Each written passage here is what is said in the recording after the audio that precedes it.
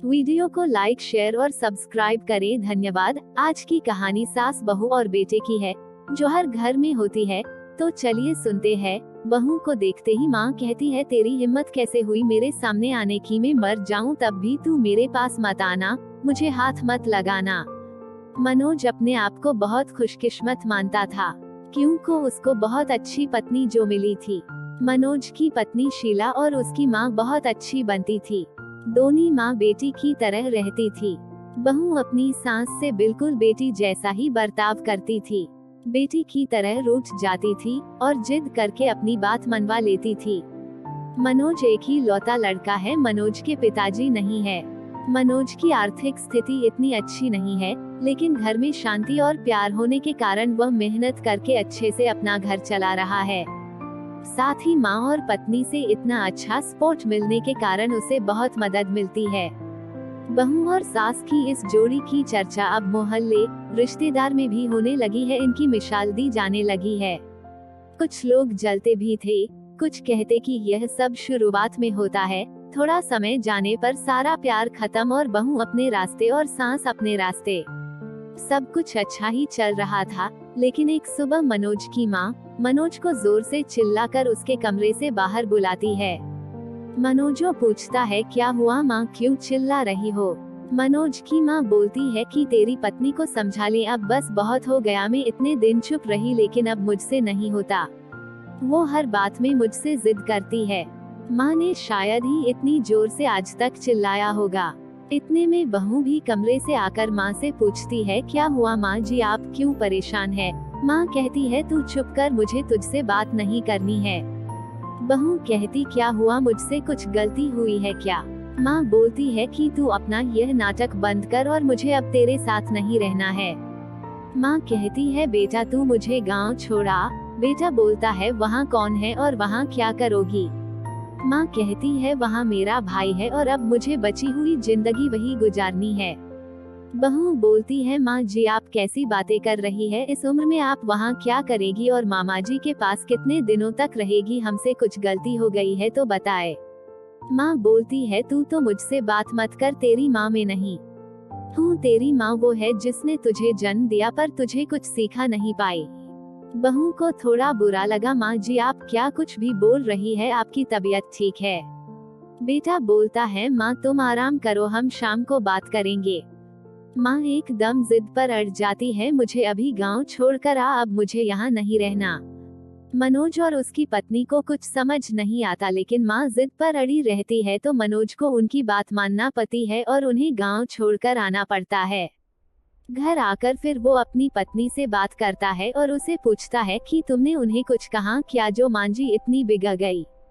शीला बोलती है, इस उम्र में अक्सर यह होता, चिड़चिड़ापन आ जाता है। हम 2 दिन बाद मांझी को वापस ले आएंगे, आप चिंता मत करें। 2 दिन बाद फिर बेटा और बहू दोनों गांव जाते हैं। बहू को देखती ही माँ फिर से चिढ़ जाती है, कहती है, तेरी हिम्मत कैसे हुई मेरे सामने आने की? मैं मर जाऊं तब भी तू मेरे पास मत आना, मुझे हाथ मत लगाना। बहू को यह सुनकर जोर से रोना आ जाता है। वो रोते हुए कहती है कि आप यह क्या अनाप शनाप बोले जा रही हैं, मैंने ऐसा क्या कर दिया जो आप इस तरह नाराज हो गई? मांझी वहां से उठकर कमरे में चली जाती है और दरवाजा अंदर से बंद कर लेती है। मामा जी भी उन्हें समझाते हैं, लेकिन वो नहीं मानती। बेटा और बहू वापस अपने घर आ जाते हैं। बहू अपने कमरे में बैठी रोती रहती है। मनोज भी कुछ समझ नहीं पाता है। मांझी को गए अब 15 दिन हो गए, इतने दिन तक उनसे दूर ना बेटा रहा ना बहू। मनोज की पत्नी उन्हें फिर गांव जाने को कहती है और कहती है, जैसा मैं बोलूं वैसा वहां जाकर कहना। मनोज जाता है और माँ को कहता है, माँ तुम्हारी बहू सीढ़ी पर से गिर गई है और 5 दिन से तुम्हें याद कर रही है। माँ एकदम से बोलती है, क्या 5 दिन और तू अब बता रहा है? वो फटाफट तैयार होकर मनोज के साथ वापस आती है, साथ में मामा जी भी आते हैं। माँ घर पहुंचकर जोर से पुकारते हुए दरवाजे से आती है, बहू बहू, और बहू के कमरे में जाकर बिस्तर पर सोई बहू के गले लग जाती है और रोने लगती है। बहू भी माँ जी से मिलकर रोती है। फिर बहू कहती है, जब आप इतना प्यार करती है तो वहाँ क्यों बैठी है 15 दिन से? मांझी कहती है, तुमने झूठ बोलकर मुझे बुलाया। हाँ, पर पहले यह बताओ आप ऐसा बर्ताव क्यों कर रही थी, आपको मेरी कसम। माँ जी बहू के फिर गले लगती है और कहती है, बेटा उस दिन जब मैं मंदिर से आई तो मैंने तुम्हारी और मनोज की बातें सुन ली। तुम बोल रही थी कि अभी हम संतान नहीं कर सकते क्योंकि उसकी ठीक से परवरिश नहीं कर पाएंगे। मैं तुम दोनों पर बोझ बन गई, मेरी वजह से तुम ना जाने कितनी चीजों से समझौता कर रहे हो। इसलिए मैंने यह नाटक किया ताकि तुम दोनों यहाँ रहो और अपनी जिंदगी और अपने सपने और अपने बच्चे को इस दुनिया में ला सको। मैं अब कितनी दिन रहूंगी। बहू और मनोज दोनों भी मांझी की बातें सुनकर रोने लगे। बहू बोलती है, अगर आप दोबारा ऐसा करेगी तो हम कभी अपनी संतान नहीं करेंगे। आप हम पर बोझ नहीं है। मांझी एक बात बताए, क्या आपको हम बोझ लगते हैं? जब कोई माँ अपनी संतान को बोझ नहीं समझती तो फिर बेटे और बहू कैसे ऐसा सोच सकते हैं?